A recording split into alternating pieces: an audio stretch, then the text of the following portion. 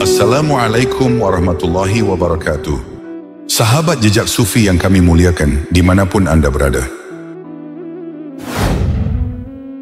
Kisah Nabi Ilyasa alaihissalam adalah lanjutan dari perjuangan panjang gurunya, yakni Nabi Ilyas alaihissalam, menegakkan ajaran tauhid di tengah kaum Bani Israel, kaum yang telah berkali-kali menyaksikan tanda-tanda kekuasaan Allah, namun tetap berpaling dengan kesombongan dan kesesatan. Walau kisah beliau tidak banyak disebut secara rinci dalam Al-Quran, namun nama Nabi Ilyasa disebutkan oleh Allah sebagai salah satu Nabi yang mulia, yang layak dijadikan teladan bagi orang-orang beriman. Allah menegaskan hal itu dalam firman-Nya, dan Ismail, Al-Yasa, Yunus dan Lut, masing-masing kami lebihkan derajatnya di atas umat lain pada masanya. Surat Al-An'am ayat 86. Ayat ini menyebutkan para nabi tersebut dan menjelaskan bahwa mereka masing-masing memiliki kelebihan dan kemuliaan di atas umat-umat pada zamannya, salah satunya dengan pangkat kenabian. Sebagaimana gurunya, Nabi Ilyasa berdakwah kepada kaum Bani Israel agar meninggalkan penyembahan berhala dan kembali menyembah Allah yang Maha Esa. Namun tabiat kaum itu masih sama, keras kepala, sombong, dan sulit menerima kebenaran. Mereka telah lama hidup dalam kemewahan dan kesesatan, hingga lupa bahwa nikmat yang mereka rasakan hanyalah titipan dari Allah. Untuk mengetahui kisah selengkapnya, mari kita simak videonya berikut ini. Pasca menghilangnya Nabi Ilyas, keadaan negeri Ba'labak benar-benar porak-poranda. Tidak ada lagi kehidupan seperti dahulu. Negeri yang dulu makmur kini hanya menyisakan reruntuhan dan kesunyian. Sebagian ulama berpendapat bahwa Nabi Ilyas telah wafat, namun ada pula yang meriwayatkan bahwa Allah mengangkatnya ke langit, sebagaimana diangkatnya Nabi Isa alaihissalam, dan beliau masih hidup hingga kini. Hanya Allah lah yang maha mengetahui kebenarannya. Sementara itu Raja Ahab, penguasa yang zalim, yang dulu menentang dakwah Nabi Ilyas, telah mendapatkan balasannya. Dia bersama pasukan dan pengikutnya tewas dalam serangan dari kerajaan lain. Dengan kematiannya berakhirlah kekuasaan yang sombong dan penuh kekafiran. Namun kehancuran itu meninggalkan duka yang dalam. Kota-kota terbakar, ladang-ladang hangus, sungai mengering, dan wabah kelaparan melanda di seluruh penjuru negeri. Rakyat hidup dalam ketakutan dan keputusasaan. Mereka tidak lagi punya harapan, tidak punya pemimpin, dan bahkan tak lagi punya mimpi tentang masa depan. Setiap hari hanya diisi dengan tangis dan penyesalan. Azab Allah masih menimpa kaum tersebut. Negeri Ba'labak berubah menjadi tanah yang hancur dan tandus. Kota-kota megah yang dahulu penuh kemewahan, kini tinggal reruntuhan. Dinding istana yang dulu berhiaskan emas kini retak dan ditumbuhi lumut kering. Suara kehidupan lenyap digantikan dengan sunyi dan debu yang berterbangan. Bertahun-tahun lamanya negeri itu dilanda dua bencana besar, serangan dari musuh dan azab kekeringan dari Allah. Sungai-sungai mengering, ladang-ladang tak lagi berbuah, dan ternak mati bergelimpangan. Banyak manusia binasa karena kelaparan dan penyakit. Negeri yang dahulu menjadi kebanggaan Bani Israel, kini menjelma menjadi tempat duka dan penderitaan. Rakyat kehilangan segalanya. Mereka kehilangan raja, kehilangan pemimpin, dan yang paling tragis, kehilangan harapan. Tidak ada lagi yang bermimpi tentang masa depan. Tidak ada lagi yang percaya bahwa tanah mereka bisa hidup kembali. Dalam keadaan yang begitu suram, Nabi Ilyasa alaihissalam datang sebagai cahaya di tengah kegelapan. Ia berjalan di antara puing-puing kehancuran, menyaksikan wajah-wajah manusia yang putus asa. Dengan suara lembut namun penuh ketegasan, beliau menyeru kaumnya, "Wahai kaumku, tidakkah kalian mengambil pelajaran dari apa yang telah menimpa kalian? Bukankah ini balasan atas kesombongan dan penyembahan kalian kepada berhala? Kembalilah kepada Allah, Tuhan yang menciptakan kalian, maka Dia akan menghidupkan kembali negeri ini, sebagaimana Dia menghidupkan tanah yang mati." Mendengar seruan itu, kaum yang tersisa saling berpandangan. Mereka terdiam, tidak ada lagi keberanian untuk menentang seperti dahulu. Mereka telah menyaksikan sendiri bagaimana kekuasaan Allah. Dan berhala mereka yang mereka sembah tidak mampu menolong sedikit pun. Dengan hati yang remuk dan penuh penyesalan, mereka berkata kepada Nabi Ilyasa, "Wahai Ilyasa, engkaulah kini utusan Allah di tengah kami. Mohonlah kepada Tuhanmu agar mengangkat azab ini dari kami. Doakan agar hujan turun dan bumi kami kembali hidup. Kami berjanji akan menyembah Allah semata dan tidak akan lagi menyekutukannya. Mendengar permohonan itu, Nabi Ilyasa menengadahkan tangan ke langit. Dengan penuh ketundukan ia berdoa kepada Allah, memohon agar rahmatnya kembali turun di negeri itu. Tak lama kemudian, langit yang kelam mulai berubah. Awan-awan putih berdatangan, perlahan menebal dan menutupi cakrawala. Angin membawa aroma basah yang telah lama hilang. Lalu, tetesan hujan pertama pun jatuh ke bumi yang gersang, disusul oleh derasnya hujan rahmat yang mengguyur seluruh negeri. Tanah yang pecah kembali lembab, pepohonan bertunas, dan sungai kembali mengalir. Hewan-hewan keluar dari persembunyian dan manusia bersujud menangis penuh syukur. Kini, negeri Ba'laba kembali makmur. Kehidupan kaumnya perlahan membaik. Persediaan pangan melimpah, lantunan zikir menggema di seluruh penjuru negeri. Nabi Ilyasa pun tersenyum penuh haru melihat perubahan kaumnya. Tidak ada lagi berhala, tidak ada ritual kemusyrikan. Seperti halnya para nabi dan rasul utusan Allah, Nabi Ilyasa alaihissalam juga dikaruniai berbagai mukjizat sebagai bukti atas kebenaran risalahnya dan sebagai tanda kebesaran Allah yang menyertainya. Mukjizat itu bukan sekadar keajaiban, melainkan bukti nyata bahwa Allah lah yang maha kuasa atas segala sesuatu, dan bahwa para nabi hanyalah hamba pilihan yang menjalankan perintahnya. Dalam kitab Raja-Raja, dalam tradisi ahli kitab, disebutkan salah satu kisah menakjubkan tentang mukjizat Nabi Ilyasa yang menunjukkan kasih sayang dan kekuasaan Allah terhadap hambanya. Dikisahkan, pada masa itu hiduplah seorang panglima besar dari negeri Syria bernama Naaman. Ia adalah seorang lelaki yang gagah berani, dihormati rakyat, dan sangat dekat dengan rajanya. Namun di balik kejayaannya, Naaman menyimpan penderitaan besar. Ia menderita penyakit kusta. Tubuhnya perlahan membusuk, kulitnya terkelupas, dan tak ada tabib manapun yang mampu menyembuhkannya. Kabar tentang seorang nabi yang diberkahi mukjizat dari Tuhan, yaitu Nabi Ilyasa, akhirnya sampai ke telinganya.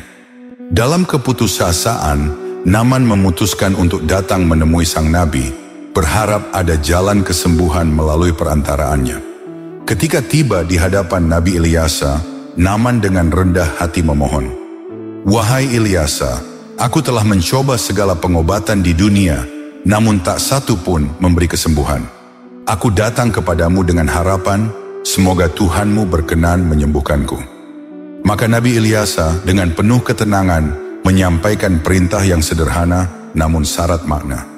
"Pergilah dan mandilah di sungai Yordan sebanyak 7 kali, maka dengan izin Allah engkau akan sembuh dari penyakitmu."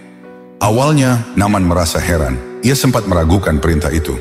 Baginya terlalu sederhana untuk mengobati penyakit yang selama ini tak bisa disembuhkan tabib manapun. Namun karena hatinya penuh harap dan mulai yakin kepada kekuasaan Allah, ia pun mengikuti perintah sang nabi. Naaman pun turun ke sungai Yordan. 1 kali, 2 kali, 3 kali, hingga 7 kali ia mandi. Dan ketika ia bangkit dari air untuk yang ke-7 kalinya, kulitnya menjadi bersih dan sehat kembali, seolah-olah seperti kulit yang tak pernah kena penyakit. Ia pun tertegun dan bahagia penuh syukur. Kemudian Naaman kembali menemui Nabi Ilyasa dengan penuh sukacita. Ia sujud di hadapan sang nabi, bukan untuk menyembahnya, melainkan sebagai ungkapan hormat dan rasa terima kasih atas mukjizat Allah yang telah terjadi melalui tangannya. "Wahai Ilyasa," ucapnya tersenyum, "aku telah sembuh berkat saran darimu. Terimalah hadiah dariku, sebagai tanda terima kasih atas kebaikanmu." Namun Nabi Ilyasa menolak dengan lembut, "Aku tidak menginginkan imbalan apapun, wahai Naaman. Sesungguhnya kesembuhanmu adalah rahmat dari Allah semata, bukan karena aku." Melihat ketulusan dan kemurnian hati Nabi Ilyasa, Naaman semakin yakin bahwa Tuhan yang disembah sang nabi adalah Tuhan yang benar. Ia pun berikrar untuk meninggalkan seluruh dewa-dewa palsu yang selama ini ia sembah, dan berjanji untuk hanya menyembah Allah yang Maha Esa. Namun di balik kisah indah itu, terjadi peristiwa yang mempermalukan. Seorang pelayan Nabi Ilyasa bernama Gehazi diam-diam mendatangi Naaman setelah sang panglima pergi dari rumah Nabi. Ia menipu Naaman dengan mengatakan bahwa Nabi Ilyasa berubah pikiran dan meminta hadiah yang sebelumnya ditolak. Tanpa curiga sedikit pun, Naaman memberikan hadiah itu dengan penuh keikhlasan. Ketika Gehazi kembali, Nabi Ilyasa menatapnya dengan pandangan tajam. Beliau tahu apa yang telah terjadi, sebab Allah telah memberitahukannya melalui wahyu. "Wahai Gehazi," kata Nabi Ilyasa, "apakah engkau mengira bisa menyembunyikan perbuatanmu dari Allah? Demi Allah yang maha mengetahui, penyakit kusta yang telah diangkat dari Naaman kini akan menimpamu dan keturunanmu." Sekejap saja tubuh Gehazi berubah, kulitnya memucat, luka-luka muncul, dan penyakit kusta pun menjalar ke seluruh tubuhnya. Ia menangis menyesali perbuatannya, namun semuanya sudah terlambat. Kisah ini menjadi pelajaran abadi, bahwa keserakahan dan kebohongan akan berakhir dengan kehinaan. Sedangkan ketulusan, iman, dan keikhlasan akan mendatangkan kemuliaan dan rahmat Allah. Selain mukjizat menyembuhkan penyakit, Nabi Ilyasa alaihi salam juga dikaruniai mukjizat lain yang menunjukkan kasih sayang dan pertolongan Allah kepada hamba-hambanya yang lemah. Salah satu kisah yang paling menyentuh hati adalah peristiwa ketika beliau membantu seorang janda miskin yang hampir kehilangan segalanya. Dikisahkan, pada masa itu hidup seorang wanita janda bersama 2 anak laki-lakinya. Suaminya telah lama meninggal dunia, dan peninggalan yang tersisa hanyalah sebotol kecil minyak zaitun. Hidup mereka sangat miskin, sementara hutang kepada seorang saudagar kaya menumpuk. Saudagar itu datang setiap hari menuntut pembayaran, namun janda miskin tersebut selalu meminta waktu untuk melunasi hutangnya.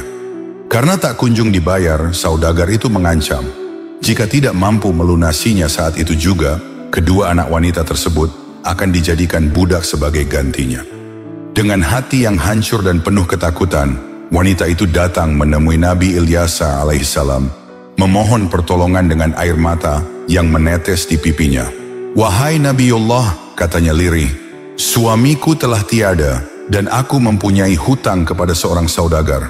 Jumlahnya tidak sedikit, aku tak mampu melunasinya, dan kini dia hendak mengambil anak-anakku sebagai budak.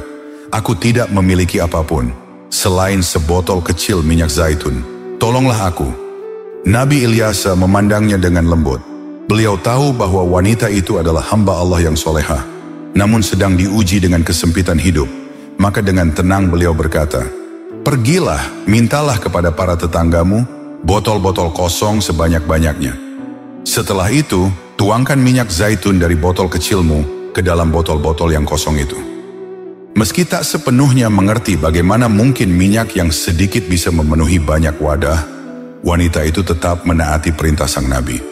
Ia pun pulang bersama anak-anaknya dan mulai mengumpulkan botol-botol kosong dari para tetangga. Setelah memperoleh banyak botol, ia duduk di depan botol-botol itu, menggenggam botol kecil minyak zaitun miliknya. Dengan hati berdebar dan doa lirih, ia menuangkan minyak itu ke botol pertama. Dan ajaib, minyak itu terus mengalir tanpa henti. Semua botol terisi penuh dengan minyak zaitun yang melimpah, dan tak ada satupun botol yang kosong. Ketika ia merasa tak ada lagi wadah yang bisa diisi, barulah minyak itu berhenti mengalir. Wanita itu tertegun menatap keheranan ke arah botol-botol yang kini penuh berisi. Dengan diliputi rasa takjub, ia kembali menemui Nabi Ilyasa dan menceritakan apa yang terjadi. Maka sang Nabi pun berkata, "Sekarang pergilah, jual minyak zaitun itu, lunasilah semua hutangmu, dan hiduplah dari sisanya bersama anak-anakmu." Wanita itu pun melakukan sebagaimana diperintahkan. Hutangnya terlunasi seluruhnya, dan kehidupannya berubah dari kemiskinan menjadi kecukupan. Ia memuji kebesaran Allah dan bersyukur atas karunia yang telah Allah berikan. Kisah ini menjadi pelajaran agung bagi umat manusia, bahwa pertolongan Allah selalu datang kepada orang-orang yang beriman dan berserah diri, bahkan dari sesuatu yang tampak kecil dan tidak mungkin. Ada juga mukjizat lain yang Allah berikan kepada Nabi Ilyasa. Dikisahkan bahwa pada suatu hari, datanglah seorang pelayan kepada Nabi Ilyasa dengan membawa 20 roti dalam karung kecil. Saat itu, di negeri tersebut sedang terjadi masa sulit. makanan langka, dan banyak orang yang kelaparan. Melihat keadaan rakyat yang membutuhkan, Nabi Ilyas alaihissalam memerintahkan pelayannya dengan tenang. Berikanlah makanan itu kepada 100 orang yang sedang lapar.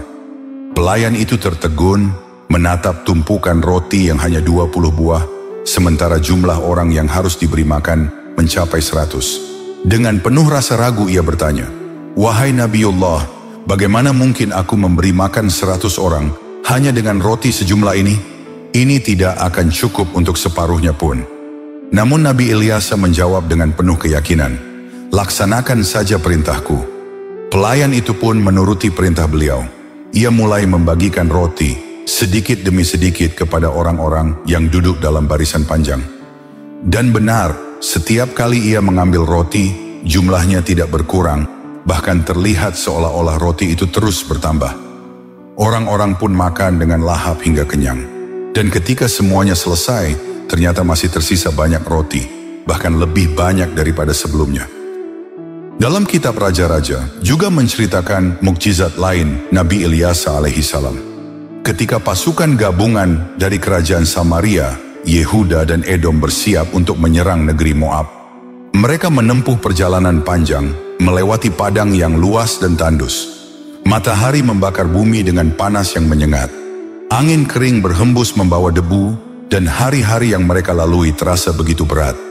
Lama-kelamaan, persediaan air yang mereka bawa telah habis. Kantung-kantung air mengering, dan tak ada setetes pun tersisa untuk diminum. Kuda-kuda kelelahan, unta-unta mulai rebah, dan para prajurit pun mulai kehilangan tenaga. Kehausan melanda seluruh pasukan, lidah-lidah mereka kering, bibir pecah, pandangan kabur. Mereka hampir putus asa di tengah padang yang sepi dan gersang. Dalam situasi yang sangat menyiksa, Raja Yosafat dari Yehuda bertanya, "Tidakkah ada Nabi Allah bersama kita, agar kita dapat bertanya kepadanya jalan keluar dari bencana ini?" Maka seorang prajurit menjawab, "Ada wahai tuanku, di antara pasukan ini ada Ilyas bin Safat, murid dari Nabi Ilyas alaihissalam." Kemudian mereka segera memanggil Nabi Ilyas dan meminta pertolongan kepadanya.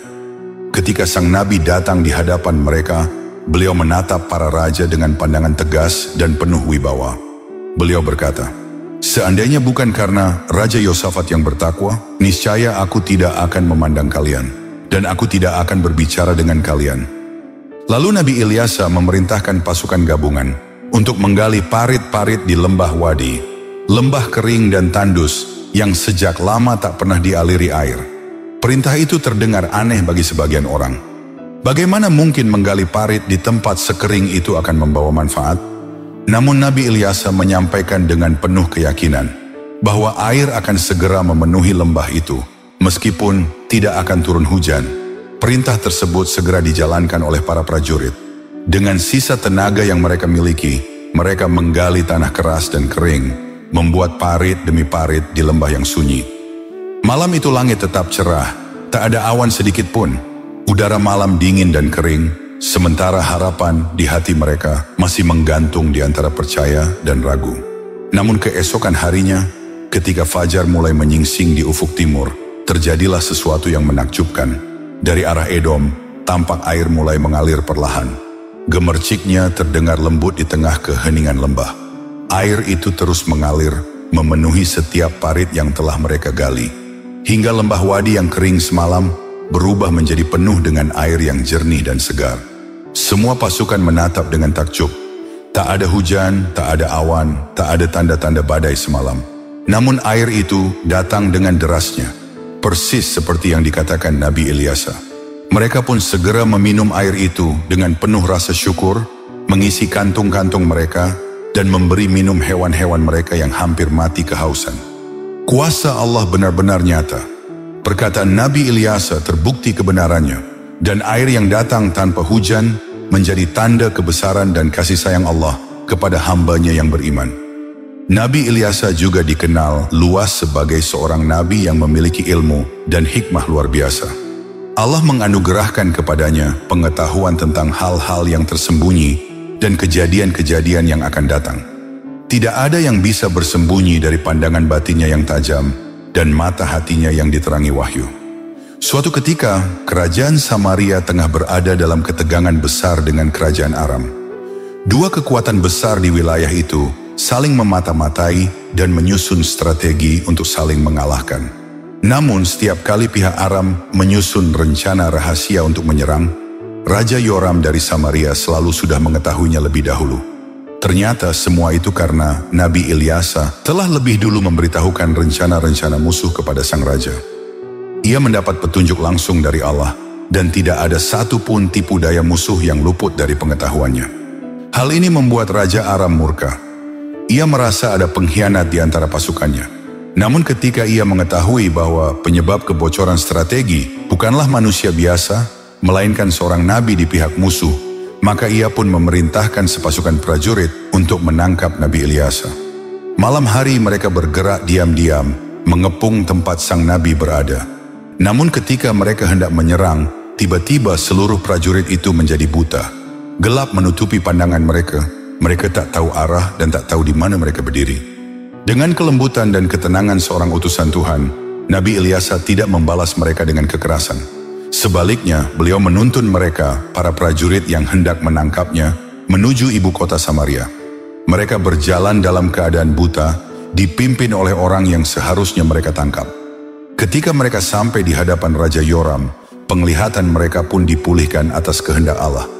Raja Yoram yang melihat para musuh di hadapannya, langsung ingin membunuh mereka semua. Namun Nabi Ilyasa menahan tangan sang raja.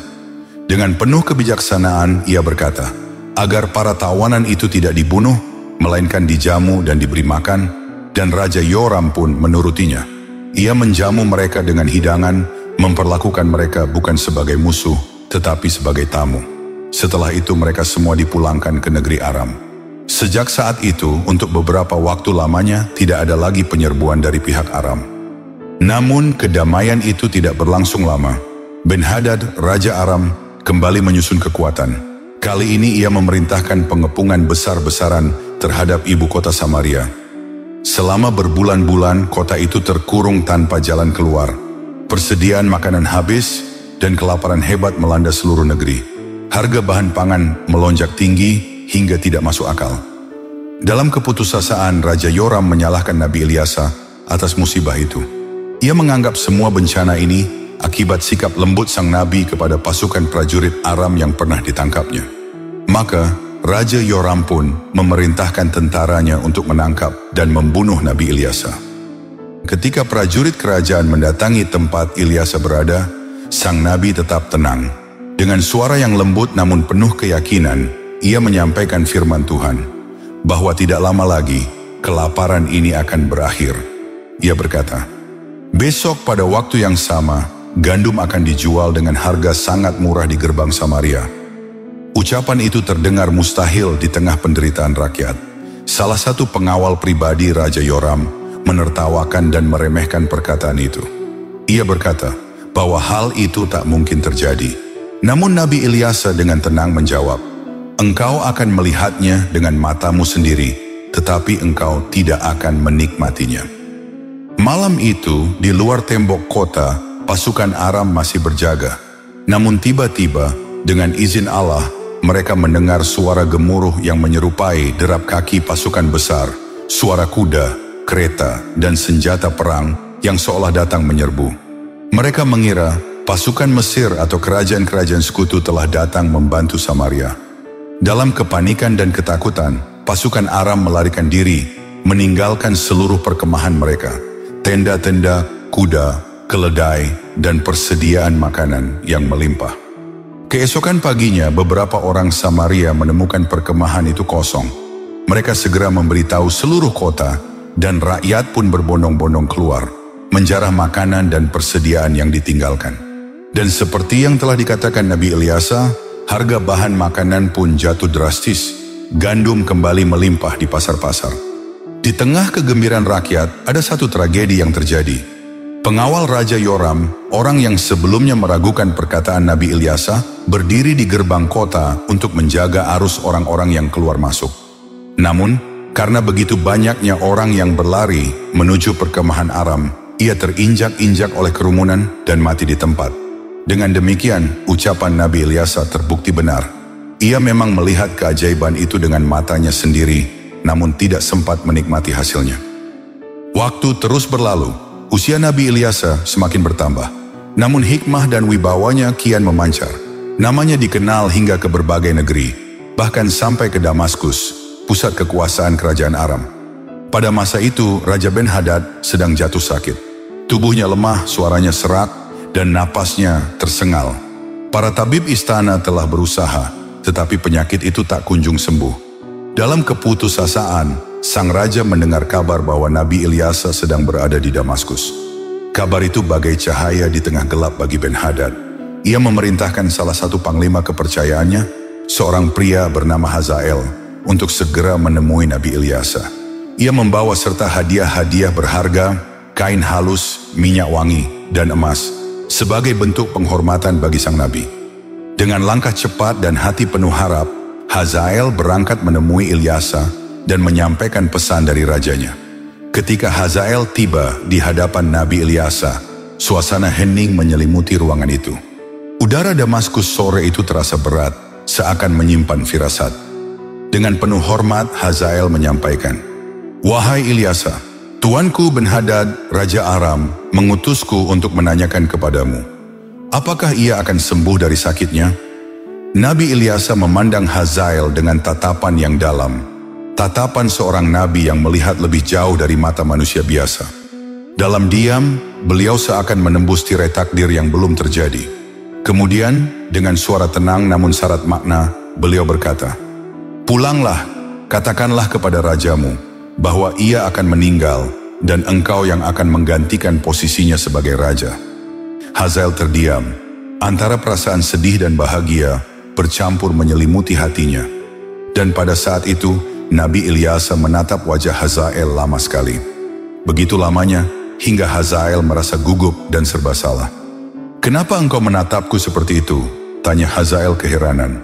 Nabi Ilyasa menjawab dengan suara lirih, "Karena aku tahu betapa besar kejahatan yang akan kau lakukan kepada bangsa Israel.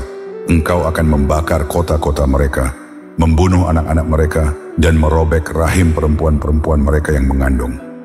Hazael terperanjat. Ia menatap Nabi Ilyasa dengan wajah tak percaya. "Apakah aku ini anjing sehingga akan melakukan hal sebesar itu?" tanyanya. Tetapi Ilyasa tetap memandangnya dengan mata yang penuh pengetahuan dan berkata, "Tuhan telah memperlihatkan kepadaku bahwa engkau akan menjadi raja atas Aram." Kata-kata itu mengguncang hati Hazael. Ia menunduk, berpamitan, lalu kembali ke istana. Namun dalam benaknya bergemuruh perasaan yang tak menentu, antara ambisi, ketakutan, dan kebingungan. Ketika ia kembali menghadap Ben-Hadad, sang raja yang terbaring lemah di ranjang, menatapnya penuh harap. "Apa yang dikatakan oleh nabi itu?" tanya Ben-Hadad dengan suara serak. Hazael menjawab dengan penuh kebohongan. "Apa yang dikatakan Nabi Ilyasa, dia sampaikan sebaliknya. Wahai Paduka Raja, berbahagialah, sebab Paduka akan sembuh. Itulah yang dikatakan Ilyasa kepadaku." Raja Ben-Hadad pun tersenyum lega. Tetapi dia tidak mengetahui bahwa dalam dada Hazael kini bergejolak niat yang lain. Keesokan paginya saat matahari baru menyingsing di atas Damaskus, peristiwa yang menakutkan itu terjadi. Hazael masuk ke kamar sang raja dengan langkah perlahan. Ia membasahi sehelai kain dengan air, lalu mendekat ke ranjang Ben-Hadad. Dengan tangan yang gemetar namun tekad yang bulat, ia menutupi wajah sang raja dengan kain basah. Ben-Hadad meronta lemah, napasnya terputus, dan tak lama kemudian, ia pun mati lemas. Demikianlah takdir yang telah dilihat oleh Nabi Ilyasa. Ben-Hadad wafat dan Hazael naik tahta menggantikannya sebagai Raja Aram. Sementara itu, di negeri Ba'labak, tanah yang kini disinari cahaya kenabian dan dibersihkan dari segala kesyirikan, keadaan mulai berubah perlahan. Kaum Bani Israel yang tadinya sempat hidup dalam ketundukan dan keimanan setelah dakwah Nabi Ilyasa, kini kembali tergelincir ke jalan yang sama. Kemakmuran yang datang setelah azab yang menimpa, rupanya membuat hati mereka lalai. Hasil bumi kembali berlimpah, ladang-ladang menghijau, sungai-sungai mengalir tenang. Rumah-rumah mereka penuh dengan tawa, pasar-pasar ramai oleh perdagangan. Namun di balik semua kenikmatan itu, rasa syukur mulai memudar. berganti dengan kesombongan dan kelalaian. Pada mulanya, hanya segelintir orang yang berani melanggar ajaran tauhid. Mereka melakukannya secara diam-diam, bersembunyi di balik bayang malam, mengadakan ritual kecil di tempat-tempat terpencil. Mereka menyembah patung-patung yang terbuat dari batu, peninggalan kepercayaan lama yang dahulu telah ditinggalkan. Namun ibarat api kecil yang dibiarkan menyala, penyimpangan itu terus menjalar. Dari sembunyi-sembunyi menjadi terang-terangan. Dari segelintir orang menjadi kelompok yang terus membesar. Satu demi satu, hati manusia kembali tertarik pada gemerlap berhala-berhala yang mereka ciptakan sendiri. Tak butuh waktu lama, pengikut-pengikutnya pun bertambah, hingga jumlah mereka mencapai ribuan. Ketika jumlah mereka telah kuat, mereka tak lagi merasa perlu bersembunyi. Mereka mulai membangun tempat pemujaan di atas lembah tinggi, seperti halnya berhala Baal di masa Nabi Ilyas. Mereka menghiasi patung-patung dengan perhiasan, membakar dupa, dan menari-nari di sekitar altar. Dan pada akhirnya, dengan penuh kesombongan, mereka mengadakan ritual besar-besaran secara terang-terangan. Asap dupa membumbung ke langit, suara seruling dan nyanyian memenuhi udara. Di hadapan patung buatan tangan mereka sendiri, mereka bersujud, melupakan Tuhan yang telah menghidupkan negeri mereka kembali dari kehancuran. Melihat pemandangan yang menyesakkan dada, hati Nabi Ilyas alaihissalam dipenuhi kesedihan yang mendalam. Negeri yang dahulu telah ia sucikan dengan cahaya keimanan, kini kembali ternoda oleh tangan-tangan kemusyrikan. Bau dupa berhala menggantikan aroma ibadah, dan suara zikir berganti dengan nyanyian kepada patung-patung batu. Dengan wajah penuh ketegasan namun hati yang lembut, Nabi Ilyas berdiri di tengah-tengah kaumnya.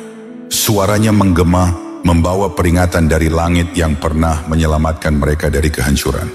"Wahai kaumku," seru beliau, "ingatlah azab yang dahulu menimpa kalian. Bukankah bumi ini pernah gersang tanpa setetes air pun? Bukankah hewan-hewan kalian mati kelaparan dan ladang-ladang kalian kering kerontang? Itu bukan sekadar kebetulan. Itu adalah peringatan dari Allah, agar kalian kembali ke jalan yang lurus."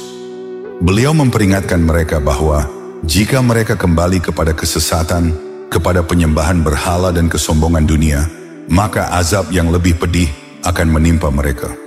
Tidak hanya kekeringan dan kelaparan, tapi kehancuran yang tidak akan meninggalkan sedikit pun jejak kemuliaan mereka.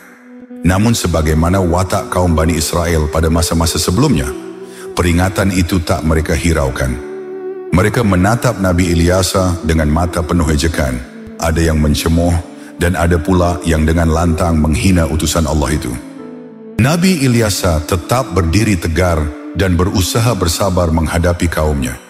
Akan tetapi semakin beliau sabar, semakin pula kaumnya berbuat lebih jahat kepadanya, hingga membuat Nabi Ilyas tak kuasa menghadapi mereka.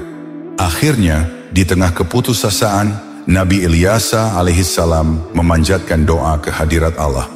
Dengan suara lirih namun penuh keyakinan, beliau bermunajat, memohon petunjuk dan pertolongan untuk menghadapi kaumnya yang semakin membangkang. Beliau bersujud lama, membasahi tanah kering dengan air matanya. Doa itu naik ke langit, menembus kabut kesombongan umat yang telah berpaling dari kebenaran. Dan Allah pun mengabulkan permintaan hambanya yang soleh. Negeri Ba'labak kembali ditimpa azab. Azab yang lebih mengerikan, sebagaimana yang telah diperingatkan. Tanah Ba'labak retak oleh panas yang membakar.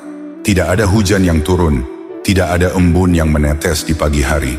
Semua pepohonan mati berdiri, dan binatang-binatang berjatuhan di padang tandus yang memutih oleh debu. Hari demi hari berlalu, dan bencana itu kian parah. Kekeringan berubah menjadi malapetaka yang tiada akhir. Bumi seperti berhenti memberi kehidupan. Orang-orang kelaparan, anak-anak menangis kehausan, dan banyak dari mereka yang durhaka tewas dalam keadaan hina. Tubuh-tubuh mereka tergeletak di atas tanah kering, tak sempat dimakamkan dengan layak. Melihat kehancuran itu, Nabi Ilyas memutuskan untuk pergi. Bersama para pengikutnya yang setia, beliau meninggalkan negeri yang telah hancur dan menuju daerah lain, tempat yang masih perawan dan belum tersentuh dosa. Di tanah baru itu, mereka memulai kehidupan yang baru, dengan iman sebagai pondasinya dan takwa sebagai nafas setiap langkah. Waktu pun berjalan. Tanah baru yang mereka tempati tumbuh menjadi negeri yang subur dan damai. Nabi Ilyas diangkat menjadi pemimpin dan menobatkannya sebagai raja yang bijaksana. Di bawah kepemimpinannya, keadilan ditegakkan dengan teguh, hukum Allah dijunjung tinggi, dan setiap rakyat hidup dalam ketentraman. Nabi Ilyas dikenal sebagai raja yang berhati lembut namun tegas. Beliau tidak mencari kemuliaan dunia, melainkan keridaan Allah semata. Berkat kebijaksanaan dan bimbingannya, negeri itu menjadi makmur, ladang-ladang kembali hijau, air mengalir di sungai-sungai, dan rakyat hidup damai, seakan azab masa lalu hanyalah mimpi buruk yang telah berlalu. Demikianlah, dari kehancuran tumbuh kembali kehidupan, karena Allah selalu menumbuhkan harapan di tanah yang pernah gersang, sebagaimana Dia menumbuhkan iman di hati hamba-hamba yang kembali kepadanya. Akhirul kata, wallahu a'lam bishawab. Sampai di sini dulu perjumpaan kita kali ini. Semoga bermanfaat. Wassalamualaikum warahmatullahi wabarakatuh.